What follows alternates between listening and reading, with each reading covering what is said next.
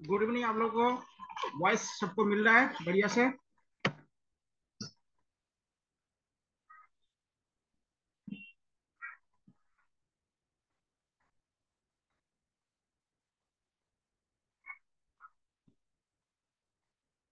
चलिए, देखिए आज आप लोगों का जो टॉपिक है वो है बायोडायवर्सिटी या जैव विविधता। ये क्या है, आपके सिलेबस में है, फर्स्ट पेपर में है। तो हम इसको देखेंगे, बायोडायवर्सिटी या जैव विविधता होता क्या है। किसी कोई क्वेश्चन है तो आप लोग उसको पूछ सकते हैं पहले। जब किसी कोई क्वेश्चन है तो उसको पूछिएगा आप लोग।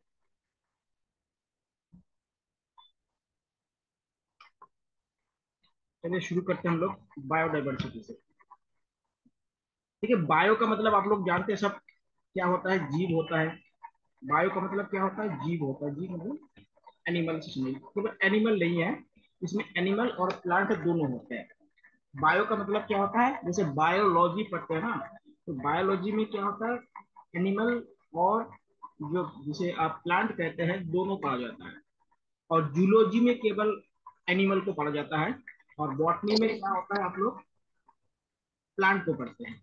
देखिए यहाँ पे पहले बायो, यानी बायो का मतलब या जैव का मतलब होता है जीव होना चाहिए। क्या है? जीव। और जीव देखिएगा दो प्रकार के होते हैं जीव में। एक आप प्लांट पढ़ते हैं, यानी पेड़ पौधे जिसमें आते हैं। और एक आपको क्या होता है, जो आप इसको आप एनिमल कहते हैं। तो देखिए, ये दो अलग अलग चीज है, एनिमल और जो प्लांट होते हैं। इन दोनों को क्या है? बायो कहा जाता है। अब इसके जो देखिए प्लांट के जो अध्ययन होता है उसको आप क्या कहते हैं? बॉटनी कहते हैं। बॉटनी या जीव विज्ञान जिसे कहते हैं, वनस्पति विज्ञान जिसे कहते हैं। और एनिमल का जो अध्ययन करते हैं उसको हम जूलॉजी कहते हैं। क्या कहते हैं? जूलॉजी, यानी जीव विज्ञान का अध्ययन को हम क्या कहते हैं? जो जंतु विज्ञान कहते हैं, उसको जीव विज्ञान ना करके इसको जंतु विज्ञान कहिएगा। इसको क्या कहते हैं? जंतु विज्ञान कहते हैं। और जीव विज्ञान में दोनों आ जाएंगे, एनिमल और प्लांट। ठीक है, देखिए इसमें दोनों में, जो एनिमल और प्लांट में दोनों में जीवन होता है, यानी लिविंग थिंग्स होता है। तो लिविंग थिंग्स होगा तो उसको हम जैव कहते हैं, जीवन उसमें होता है। अब विविधता क्या है? विविधता का मतलब होता है उसमें डिफरेंट डिफरेंट टाइप के होना चाहिए। जैसे आप लोग पढ़ते हैं कि भारत में क्या है? डाइवर्सिटी कल्चर पाया जाता है। डाइवर्सिटी कल्चर है। और डाइवर्सिटी कल्चर में क्या होता है? पहले थोड़ा सा एडजस्टमेंट में दिक्कत होता है, लेकिन क्या होता है, ये लॉन्ग टाइम के लिए क्या है, एडजस्ट ज्यादा करते हैं। जैव विविधता का मतलब होता है कि जहां पे भी कोई भी स्थान है वहां पे अलग अलग जो प्लांट और एनिमल है उसके जो स्पीसीज होते हैं या उनके जो जातियां होते हैं, उनके जो प्रकार होते हैं वो अधिक से अधिक प्रकार के हो, एक प्रकार का ना हो। जैसे इनका माइक थोड़ा सा ऑन है, माइक को थोड़ा सा ऑफ कर लीजिएगा। अगर क्वेश्चन पूछना है तो माइक ऑन कीजिएगा, बाकी आप बंद कर दीजिए, क्योंकि दूसरे को भी डिस्टर्ब होता है। अगर क्वेश्चन पूछना है तो पूछेगा, लेकिन माइक को थोड़ा ऑफ कर दीजिए। तो बायोडाइवर्सिटी का मतलब होता है किसी भी स्थान पर प्लांट और एनिमलों की क्या होता है, स्पीसीज, इसको मतलब जातियों की संख्या अधिक होना। एक तरह का नहीं होना चाहिए। जैसे मान लेते हैं कि आप कहीं इंसान रह रहा है, नहीं मनुष्य रह रहा है, केवल मनुष्य नहीं वहां पे अगर होगा तो वो उसका अस्तित्व के लिए खतरा हो जाएगा। मनुष्य के साथ साथ क्या होगा, वहां पे पेड़ पौधे भी होना चाहिए, वहां पे और भी जो छोटे बड़े जितने भी एनिमल्स हैं वो भी होने चाहिए। नहीं तो क्या होगा, बायोडाइवर्सिटी में क्या होता है, डिफरेंसेस आ जाएंगे। और क्या होता है, क्योंकि देखिए क्या होता है, बायोडाइवर्सिटी से क्या होता है, फूड चेन बनता है। उसके बाद क्या होता है, जो फूड चेन होता है वही सबसे ज्यादा इंपॉर्टेंट होता है। जैसे मनुष्य एक ऐसा प्राणी है जो क्या है, कोई चीज को स्टोर कर पाता है, लेकिन मनुष्य को छोड़ के आप लोग दुनिया में कोई भी ऐसे प्राणी नहीं देखे होंगे जो क्या होता है, अपना भोजन को क्या होता है, मनुष्य जैसा स्टोर करके रखता है। जो जितना उनको चाहिए होता है उससे ज्यादा स्टोर करने वाला मनुष्य है। और ऐसे कोई भी एनिमल या प्लांट आप लोगों ने नहीं सुने होंगे जो अपनी आवश्यकता से ज्यादा कोई चीज को स्टोर करते हैं, केवल मनुष्य को छोड़कर।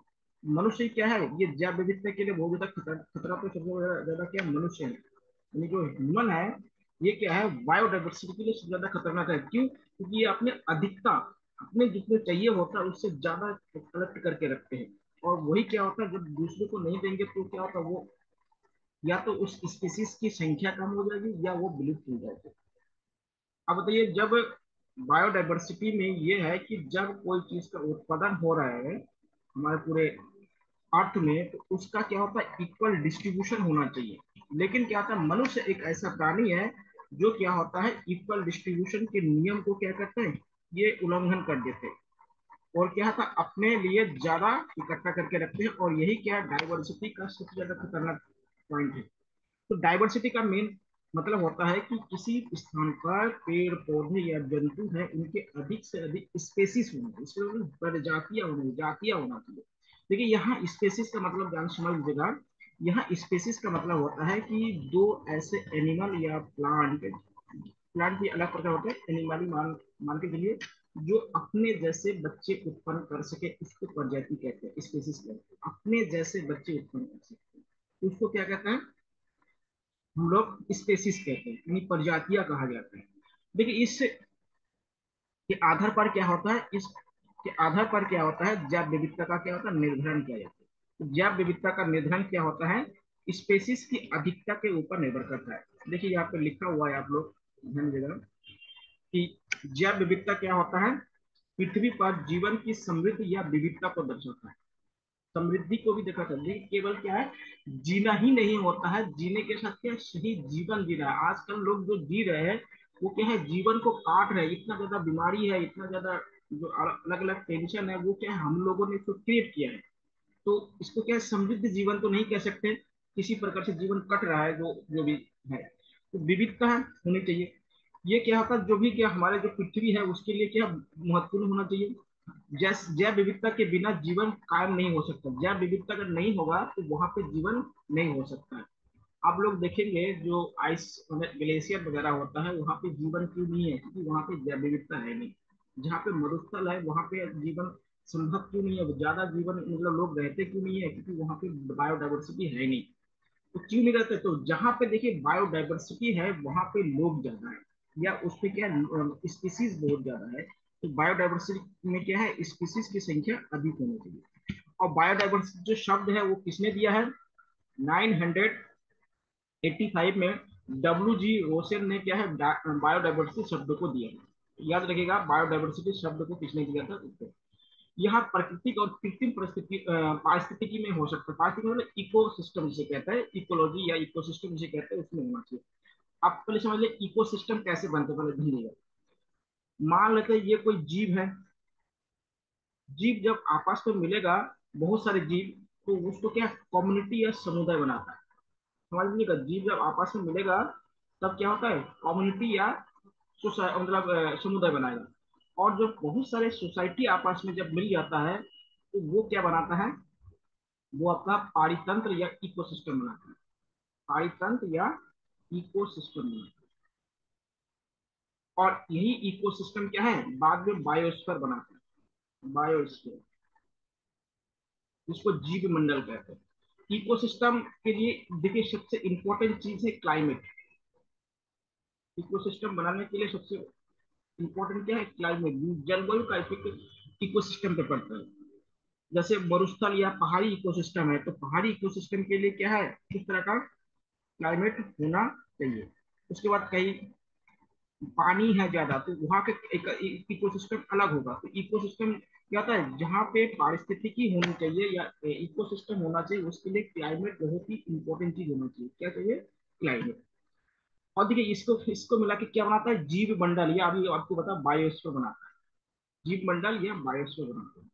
यहाँ पौधे पशु हो गया, सूक्ष्म जीव हो गया, इनके क्या अलग अलग क्या होता है, विभिन्नता होनी चाहिए, डाइवर्सिटी होनी चाहिए। तो इसको क्या होता है कि कहीं पर पौधे, जंतु या सूक्ष्म जो जीव होते हैं, माइक्रो एनिमल्स जितने भी प्रजाति होते हैं, उनकी संख्या अलग अलग होनी चाहिए। उनकी एक प्रजाति नहीं हो, प्रजातियों में विविधता होनी चाहिए। तभी क्या होगा, वहां पे जीवन ज्यादा स्थायी बनेगा। जीवन क्या बनेगा, ज्यादा स्थायी बनेगा। नहीं तो वहां पे ज्यादा स्थायी नहीं बनेगा। जैसे अभी आपको एग्जांपल दिया था, जो मरुस्थल है यानी जो डेजर्ट है और जो ग्लेशियर है जहाँ पे बर्फ ज्यादा होता है, वहां पे बायोडाइवर्सिटी या जो लाइफ होता है या जो जैविक प्रक्रिया होता है वहां पे कम होता है। अब देखिए बायोडाइवर्सिटी के क्या है, प्रकार है, इसके टाइप। देखिए बायोडाइवर्सिटी को हम तीन प्रकारों में बांट सकते हैं। एक होता है प्रजाति के आधार पर, जो स्पेसिस होता है उसके आधार पर। एक होता है जेनेटिक के आधार पर। एक होता है इकोसिस्टम के आधार पर। इसके आधार पर, इकोसिस्टम के आधार पर। देखिए आप लोगों को दिख भी रहा है जेनेटिक डाइवर्सिटी, अभी बताऊंगा कैसे होता है। उसके बाद स्पेसिफिक डाइवर्सिटी, जो स्पीसीज होता है उसके लिए अलग, और इकोसिस्टम के डाइवर्सिटी। तो तीन प्रकार के क्या होता है, डाइवर्सिटी होती है।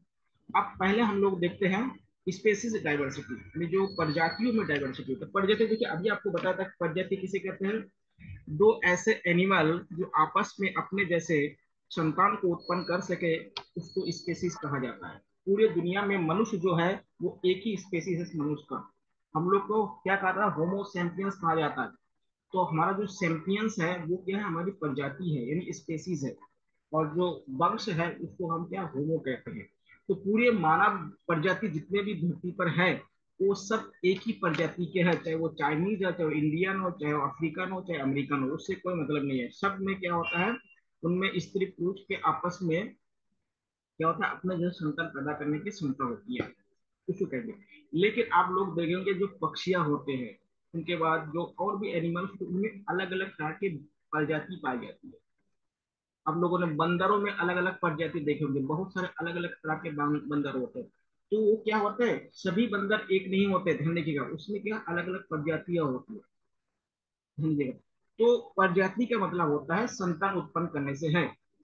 तो प्रजाति में देखिए इसमें लिखा है, प्रजाति विविधता से तात्पर्य है किसी विशेष क्षेत्र में पाए जाने वाली विभिन्न प्रकार की प्रजातियों की विविधता से है। प्रजातियों में विविधता होनी चाहिए, स्पेसीज में क्या होनी चाहिए, डाइवर्सिटी होनी चाहिए, एक जैसा नहीं होना चाहिए, उसमें डाइवर्सिटी होगा। आप लोगों को देखिए बताया था कि जो हमारा जेनेटिक चीज है वो क्या होता है, एक तरह के जो लोगों की अगर एक जैसे क्लाइमेट के अगर लोग अगर आपस में बच्चे पैदा करते हैं तो धीरे धीरे क्या होता है, उनके जेनेटिक जो मटेरियल होता है वो धीरे धीरे क्या होता है, उसमें डाइवर्सिटी नहीं होता, इक्वलिटी आ जाता है।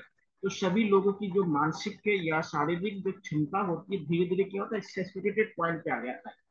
इसलिए क्या होना चाहिए कि जो अलग अलग क्लाइमेट में लोग रहते हैं, अलग अलग जगह के कार्य जो करते हैं, उनका क्या होता है, मिक्सर होना चाहिए। तो होता है, आप लोग देखे होंगे कि बहुत सारे एनिमल है या कॉटर्स वगैरह होता है, कछुआ, जो प्रजनन के लिए अलग अलग दूर तय करते रहते हैं। आप लोग जानते हैं कि हमारे जो उड़ीसा के जो तट है उसको गाहिर माथा तट कहा जाता है।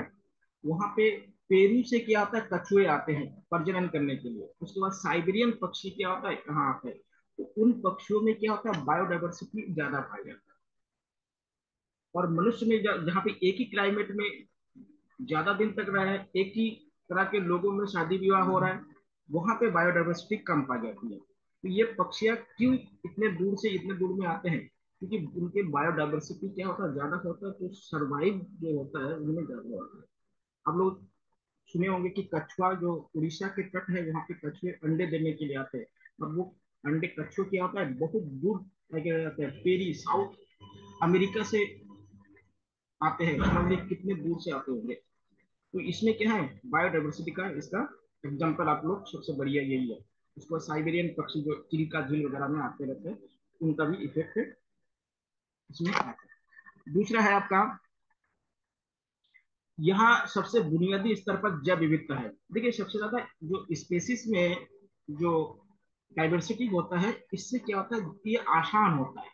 ये क्या होता है, आसान होता है, क्योंकि इससे क्या होता है, जो प्रजाति होते हैं वो डाइवर्सिटी को क्या होता है, जल्दी एडजस्ट कर पाते हैं।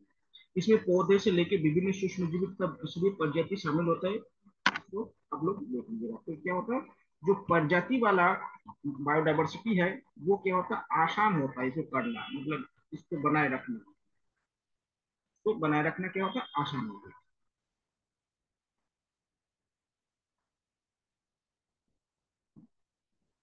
जैसे देखिए अभी आपको बता रहा हूँ कि अलग अलग क्लाइमेट के अलग अलग जो मनुष्य होते हैं उसमें देखिए अलग अलग डाइवर्सिटी पाई जाती है। आप देखिए जो मेरिडियन लाइन के आसपास जो लोग रहते हैं, यानी भूमध्य रेखा के आसपास जो लोग रहते हैं उनके शरीर बहुत मजबूत होते हैं। क्यों? क्योंकि क्लाइमेट कुछ ऐसा है, इसलिए क्या होता है उनमें भिन्नता होता है। जो ठंडे इलाके में रहते हैं उनका अलग बॉडी स्ट्रक्चर होता है। उसके बाद क्या होता है, जो जैसे कार्य करते हैं, कार्य के आधार पर भी क्या होता है इसमें अलग अलग है। जो शारीरिक मेहनत ज्यादा करते हैं उनका क्या होता है अलग अलग इसका इफेक्ट क्या होता है पड़ता रहता है। उसी के आधार पर क्या होता है ये होना चाहिए।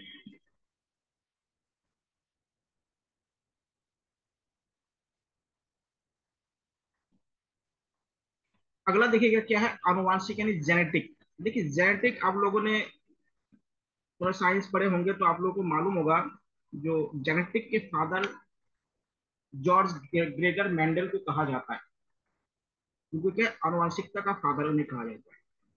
उन्होंने मटर के पौधे पर बहुत सारे रिसर्च किया है और उन्होंने देखा कि अलग अलग प्रकार के क्या होता है जेनेटिक चेंज होने पर क्या होता है उसमें अलग अलग प्रकार के क्या होता है जीव रंग में परिवर्तन होता है। तो जो आजकल आप लोग देखे होंगे जो हाइब्रिड टाइप के जो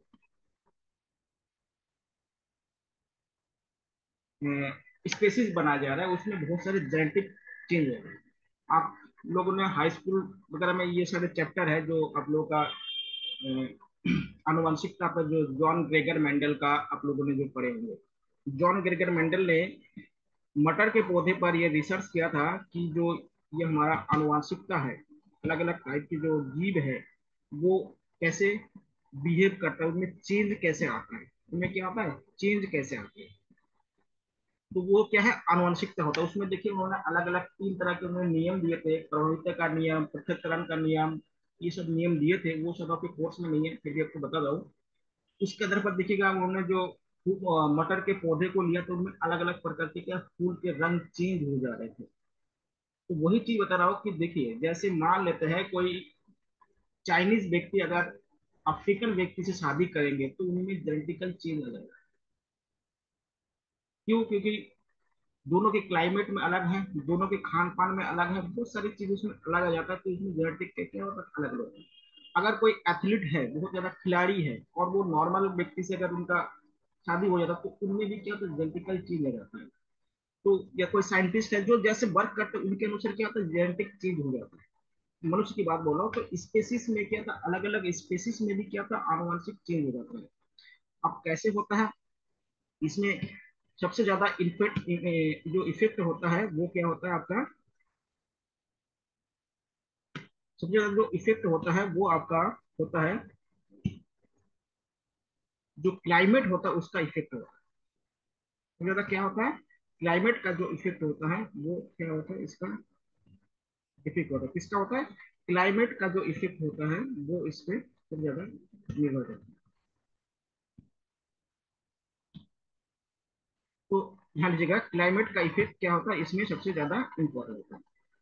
तो आनुवंशिकता के में क्या है, देखिए इसमें लिखा हुआ है कि आनुवंशिक संशोधन के बीच भिन्नता को संदर्भ करते हैं। किसी विशेष प्रकार के प्रजाति में के अपनी आनुवंशिक क्या होता है जो विधान होते हैं वो होते हैं। तो उसमें देखिए जैसे चावल में देखिए, गेहूं में, मनुष्य में जो अलग अलग प्रकार के आनुवंशिक चेंज, जैसे देखिए चावल के अलग अलग हाइब्रिड डाइट बनाए गए हैं। आप लोग जानते हैं पंतनगर विश्वविद्यालय में क्या है, सबसे पहले इन चावलों के और गेहूं की अलग अलग प्रजाति बनाई गई है। इसलिए आप लोग को बताता कि जो पंतनगर विश्वविद्यालय है भारत में हरित क्रांति का जन्म स्थली कहा जाता है, और एशिया और भारत का पहला कृषि विश्वविद्यालय है। पंतनगर जो विश्वविद्यालय है वो एशिया और भारत का पहला कृषि विश्वविद्यालय है। तो यहाँ पे क्या है, चावल हो गया, धान हो गया, गेहूं हो गया, मक्का, इनके अलग अलग प्रजाति। आजकल देखिए एक नया टाइप के मक्का आपको देखेगा वो बहुत मुलायम हो रहा है। तो ये क्या प्रजाति में डिफरेंस होता है, उसमें पैदावारी भी अच्छी होती है, बहुत सारे इसमें कारण होता है जो हाइब्रिड बनाए जाते हैं। आप लोगों को पता था कि जो डॉली नामक भेड़ बनाया गया था या वो एचडी प्रकार के जो भारत में गाय पाई जाती है वो सब क्या हाइब्रिड है, और उसमें क्या जेनेटिक चेंज की गई है। और जेनेटिक चेंज करने का सबसे पहले आपको पता है कि डॉक्टर हरगोविंद खुराना ने किया था, जिसको जेनेटिक कोड का फादर कहा जाता है। जब साइंटिफिक लोगों के बारे में बता रहे थे तो आपको पता है डॉक्टर हरगोविंद खुराना कौन किए थे जेनेटिक के बारे में सबसे ज्यादा काम इनको किया था, डॉक्टर हरगोविंद खुराना। इन्होंने क्या है जेनेटिक कोड डेवलपमेंट है, जेनेटिक कोड। और इस जेनेटिक कोड को डेवलप करके उन्होंने क्या है, डॉली नामक भेड़ को पहली बार बनाया था, भेड़ या शीप को बनाया था। और आज जो एचडी गाय है भारत में, जो हाइब्रिड गाय है, वो क्या है, यही जेनेटिक है।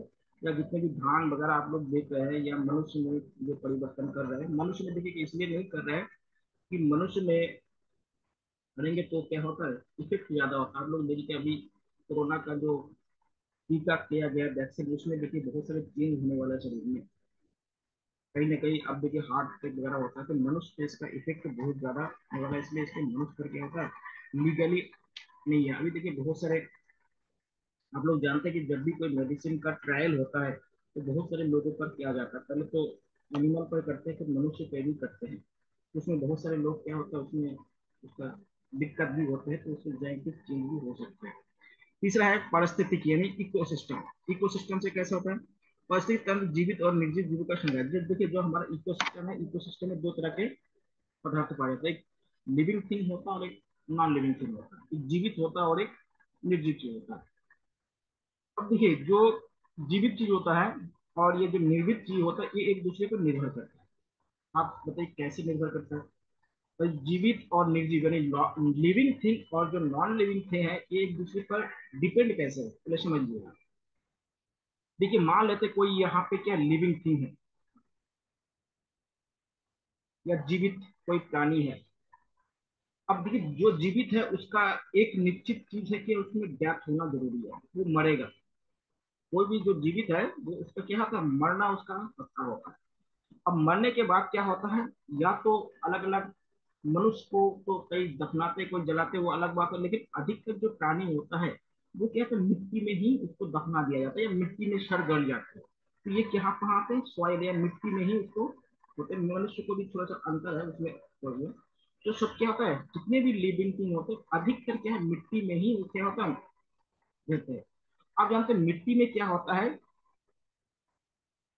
एल्गी होता है, और इसके बाद क्या बैक्टीरिया होता है। मिट्टी में क्या एल्गी और बैक्टीरिया होते हैं।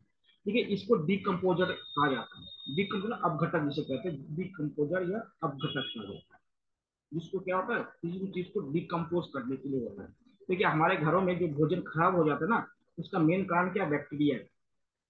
ठंडे के समय में भोजन क्यों खराब नहीं होता है, क्योंकि ठंडे के समय में बैक्टीरिया को एक निश्चित तापमान की आवश्यकता होता है, उससे कम होने पर ये एक्टिव नहीं होता। गर्मी में देखिए भोजन जल्दी खराब होता है। गर्मी में ज्यादा क्या होता है, जब बरसात का मौसम होता है और जब उमस बहुत ज्यादा होता है, भोजन बहुत जल्दी खराब हो जाता है, क्योंकि बैक्टीरिया को क्या नमी चाहिए होता है। तो ये क्या होता है, किसी भी चीज को क्या होता है, डिकम्पोज कर देता है। अब देखिए डिकम्पोज करने के बाद देखिएगा, ये जो लिविंग थिंग है ना, इसमें देखिए क्या क्या था। इसमें कार्बनिक पदार्थ था, यानी ऑर्गेनिक पदार्थ इसमें था, और इसमें अकार्बनिक पदार्थ, ये इनऑर्गेनिक पदार्थ दोनों मिलके क्या था इसमें। अब देखिए कार्बनिक या ऑर्गेनिक और इनऑर्गेनिक का मतलब क्या, देखिए हम लोग जो प्रोटीन लेते हैं, फैट लेते हैं, और जो आप विटामिन लेते हैं, और आपका क्या है, कार्बोहाइड्रेट, ये क्या होता है आपका, ऑर्गेनिक मैटर होता है या ऑर्गेनिक पदार्थ होता है, जिसको कार्बनिक पदार्थ कहते हैं। उसके बाद हम लोग जिसे आयरन लेते हैं, जैसे कोई जिंक लेते हैं, ये सब लेते हैं, जिसको हम मिनरल्स कहते हैं। जितने भी हम मिनरल्स लेते हैं वो सब क्या होता है, अकार्बनिक पदार्थ होता है, यानी इनऑर्गेनिक मैटर होता है। तो देखिए ये क्या होता है, ये मिट्टी में आने पर क्या होता है, हमारे शरीर या किसी भी जो बॉडी होता है उनमें से क्या होता है, ये जो बैक्टीरिया और जो एल्गी है, ये क्या होता है, इनको क्या होता है, अलग अलग एलिमेंट में चेंज कर देता है। एलिमेंट जिसको आप कहते हैं, जैसे carbon, hydrogen, oxygen, sulphur, ferrous, अलग अलग चीजों में क्या होता है, देखिए ये एलिमेंट है। और ये क्या है, ये आपका कंपाउंड है। ये सब क्या होता है, ये हमारे शरीर में जो भी चीज होता है अधिकतर कंपाउंड में होता है। थोड़ा साइंस वाला इसमें ध्यान रखिएगा, ये कंपाउंड में है। और जब ये अपघटक होते हैं, ये जो डिकम्पोजर होते हैं, ये क्या करते हैं, इन ऑर्गेनिक और इनऑर्गेनिक जो मैटर होता है या कंपाउंड होता है, उनको किसमें, एलिमेंट में बदल देते हैं। अब मिट्टी में क्या आ गया, carbon, hydrogen, oxygen, sulphur, ferrous, magnesium, ये सब कुछ क्या है, मिट्टी में आ गए। अब ये देखिए इस मिट्टी में क्या होगा, प्लांट उगेगा। और प्लांट अपने रूट के माध्यम से, जड़ के माध्यम से यही जो एलिमेंट है ना, वो प्लांट अपने अंदर क्या होता है, भोजन बनाने के लिए लेंगे। आप देख लीजिएगा, यही जो प्लांट है, यही एलिमेंट को क्या होगा, फिर से इसको अपने भोजन के रूप में इस्तेमाल करेंगे। और जब प्लांट बन जाएगा तो ये लिविंग थिंग क्या होगा, इस प्लांट को देखिए, जो शाकाहारी लोग होते हैं वो क्या होगा, इस लिविंग जो थिंग्स है या लिविंग जो जीवित प्राणी है, वो क्या होता है, प्लांट से क्या भोजन के रूप में यही चीज लेगा, फूड के रूप में यही चीज लेगा। देखिए एक पूरा सर्कल है कि लिविंग थिंग क्या होता है, जब डेथ होता है तो मिट्टी में मिल जाता है, और फिर क्या होता है, प्लांट इस मिट्टी में से वही एलिमेंट फिर अपने अंदर लेता है, और फिर क्या होता है, वो भोजन के रूप में क्या होता है, जो शाकाहारी एनिमल होता है उसके अंदर जाता है। शाकाहारी से आप जानते हैं मांसाहारी में जानता है, और मांसाहारी से सर्वाहारी में जानता जाते हैं। इस तरह से क्या है, चेन बने होते हैं। तो ये इसको क्या होता है, चेन। और देखिए ये जो चेन होता है ना, इसको क्या कहते हैं, इसको क्या कहते हैं, भू जैव रासायनिक चक्र कहा जाता है। देखिएगा, ध्यान देखिएगा, इसको क्या कहते हैं, भू जैव रासायनिक चक्र या सर्कल कहा जाता है। ये बहुत इंपॉर्टेंट है, ये क्वेश्चन पूछा गया है बहुत बार। इसको जियो बायो केमिकल रिएक्शन कहते हैं, या सर्कल कहा जाता है, जियो बायो केमिकल सर्कल कहा जाता है। और ये पूरे अर्थ में जीवन को बनाए रखने का यही सर्कल है। अगर ये सर्कल जिस दिन टूट जाएगा, समझिएगा, देखिए ये बायोडाइवर्सिटी क्यों जरूरी है, पहले समझिएगा। ये सर्कल जिस दिन टूट जाएगा उस दिन क्या होगा, जो जीवों के अस्तित्व खतरे में पड़ जाएगा, जीवों का अस्तित्व क्या हो, खतरा होगा। तो जो हमारा जियो बायो केमिकल सर्कल है या भू जैव रासायनिक जो चक्र है, ये चलना चाहिए। और इसको चलने के लिए क्या होगा, किसी भी जगह पे अलग अलग प्रजातियों की संख्या अलग होनी चाहिए, नहीं तो क्या होगा, वहां पे दूसरी प्रजाति जिनको भोजन नहीं मिलेगा वो खत्म हो जाएगा। अब कोई शेर या टाइगर कहीं रहता होगा, उनको अगर मांस मतलब नहीं मिलेगा तो वो खत्म हो जाएगा। तो क्यों खत्म हो जाएगा, क्योंकि वहां पे उसको मांस वाला जो एनिमल है वो ना मिल रहा है। मान लो कोई एक शेर है, उसको जंगल में छोड़ दिया जाए, केवल वहां पे प्लांट ही प्लांट हो, तो वो जिंदा नहीं रह पाएंगे। तो इसको क्या कहते हैं, जैव भू रासायनिक चक्र कहते हैं, या जियो बायो केमिकल सर्कल कहा जाता है। और इसी सर्कल पे क्या होता है, पूरे जो हमारा सिस्टम है, पूरा जो अर्थ है, अर्थ में जितने भी एनिमल वगैरह है, वो सब क्या होता है, इसी पर ही निर्भर करते हैं। क्या करता है, इसी पर ही ये निर्भर करता है। ध्यान देगा, इसी पर निर्भर, जिस दिन ये टूट जाएगा उस दिन क्या होगा, पूरा सर्कल टूट जाएगा। तो इसीलिए क्या है, इसलिए जो इकोसिस्टम है, इकोसिस्टम बहुत जरूरी है। ठीक है, इकोसिस्टम इसलिए बहुत जरूरी है क्योंकि इकोसिस्टम के माध्यम से ही क्या है, हम लोग इसको सही बनाए जा सकते हैं। तो ये हो गया जैव विविधता के टाइप्स। कौन कौन सा, एक आपका प्रजाति हो गया जिसको स्पीसीज कहते हैं, दूसरा है आनुवंशिकता, जेनेटिक। जेनेटिक के फादर किसे कहते हैं, जॉन ग्रेगर मेंडल को फादर कहा जाता है। और जेनेटिक को डिकोड किसने किया था, डॉक्टर हरगोविंद खुराना ने किया। पारिस्थितिक कैसे होने चाहिए, क्योंकि जो यहाँ पे लिविंग थिंग्स है और नॉन लिविंग थिंग्स है वो एक दूसरे पर डिपेंड रहते हैं। जैसे अभी आपको भू जैव रासायनिक चक्र के माध्यम से बताया था, हर एक जो लिविंग थिंग्स और नॉन लिविंग थिंग्स क्या होता है, एक दूसरे पे निर्भर होता है। देखिए जब यही जो कार्बनिक पदार्थ मिट्टी में मिल जाता है ना, तो वो क्या हो जाता है, नॉन लिविंग थिंग बन जाता है। जैसे देखिए आप, प्रोटीन है, प्रोटीन जब हमारे शरीर के अंदर है वो जीवित अवस्था में है। जब प्रोटीन हम बाहर कई चीज में मिलते हैं तो वो क्या है, नॉन लिविंग थिंग हो सकती है। तो इसको अलग अलग चीजों के रूप में इसको ध्यान दीजिएगा।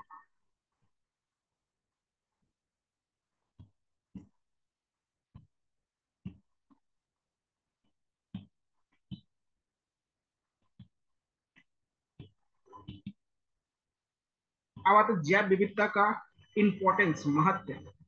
इम्पोर्टेंस क्या होता है, देखिए हमारे जो पूरे अर्थ है, यहाँ पे जैव विविधता क्यों जरूरी है, उसके लिए क्यों इम्पोर्टेंस है, उसके बारे में हम लोग देख लेते हैं। देखिए सबसे पहले है कि हमारा जो इकोसिस्टम है, पारिस्थितिक तंत्र, इसको संतुलन बनाए रहेगा। अभी आपको बताया कि इकोसिस्टम अगर बैलेंस नहीं होगा तो जीवों के अस्तित्व पर खतरा शुरू हो जाएगा। अभी आप लोगों ने देखे होंगे अभी एक देश का आप लोग न्यूज पढ़े होंगे तो मालूम होगा, अभी एक देश का नाम सुने होगा, पनामा। पनामा का एक जो द्वीप है ना, आइसलैंड पूरी तरह से खाली कर दिया गया, क्योंकि वो द्वीप क्या है, वहाँ पे वाटर लेवल बहुत ज्यादा हो गया, लोग क्या होता है वहाँ पूरी तरह से द्वीप द्वीप क्या डूब गए हैं।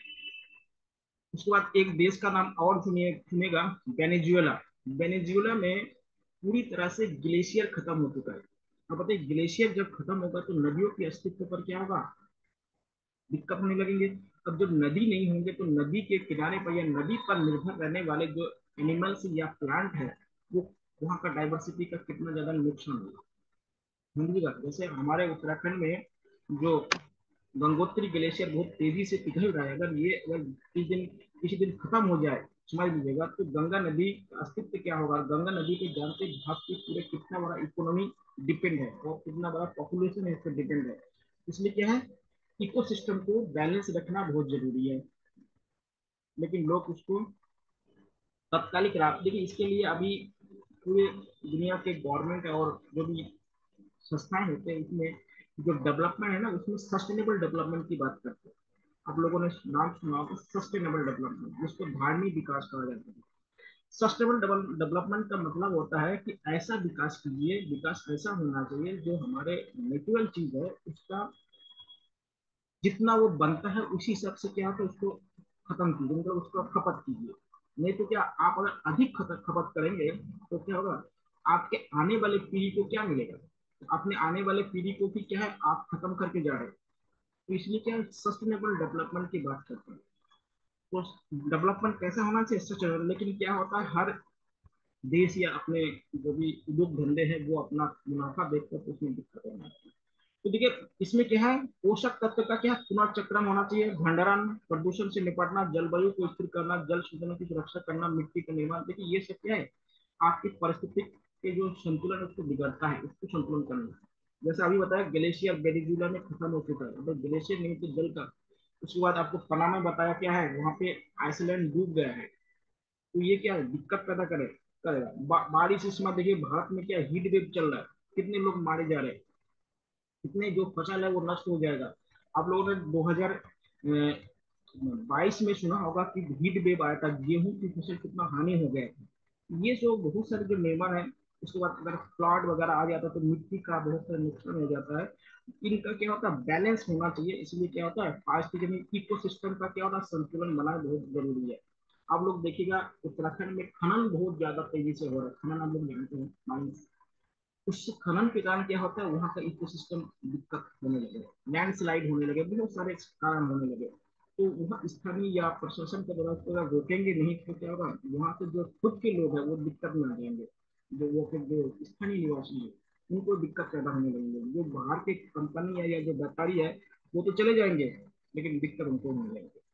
दूसरा, जैविक संरक्षण का प्रावधान, यानी जो हमारा बायो रिसोर्स है उसका क्या प्रावधान करना। देखिए क्या होता है, जैव विविधता होगा। आपको बताया था कि हिमालय क्या है, हिमालय को क्या था, औषधि का घर कहा जाता है, हाउस ऑफ द मेडिसिन कहा जाता है हिमालय को।